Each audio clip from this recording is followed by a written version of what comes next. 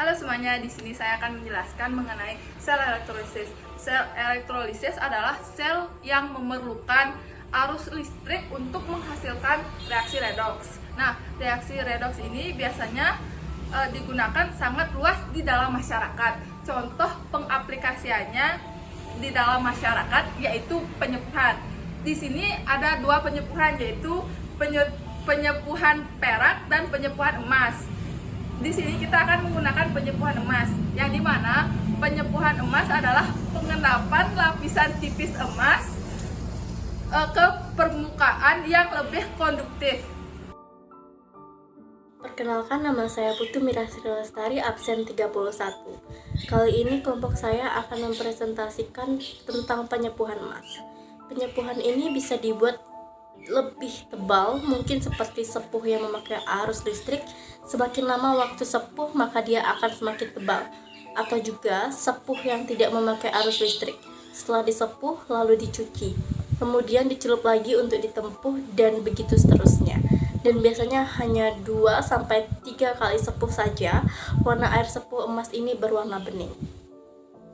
Halo, perkenalkan nama saya Lohre Dianing. Baik, di sini saya akan melanjutkan yaitu pengencer larutan sepuh ini dengan air hujan no asam. Yang bersih juga tidak apa-apa. Air tetesan AC di rumah juga tidak apa-apa. Tapi yang terbaiknya dengan Aquades, air ledeng atau PDAM sangat tidak disarankan. Cuma kalau mau coba silahkan coba. Sedikit misal 1 tetes air sepuh ditambah 5 SD 10 tetes air PDAM. Sekian, terima kasih. Dan selanjutnya saya akan menjelaskan persamaan elektrolis penyepuhan cincin emas. Nah, di sini cincin emasnya sebagai anode dan cincinnya sebagai katode. Nah, emas ini mengalami reaksi. AU ini merupakan unsur kimia dari emas. Nah, di sini emas berupa padatan bereaksi diubah menjadi emas berupa lautan dan memiliki bilangan oksidasi 13. Jadi dia termasuk reaksi oksidasi. Selanjutnya cincin merupakan katode.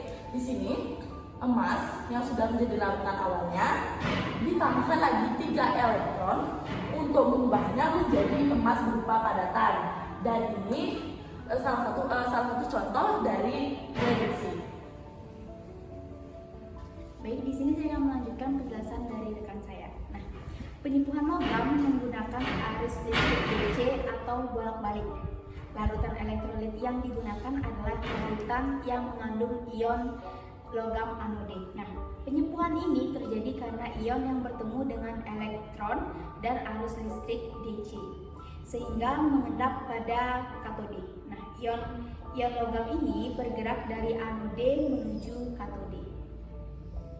Nah, jadi di sini saya akan menjelaskan bagaimana tahap-tahap penyepuhan emas pada cincin. Nah, jadi pada penyepuhan logam yang sepuh itu adalah cincin dijadikan sebagai katode, sedangkan logam penyepuhnya itu emas yang dijadikan sebagai anode. Nah, kedua elektroda ini dicelupkan dalam larutan garam penyepuhan AuCl3.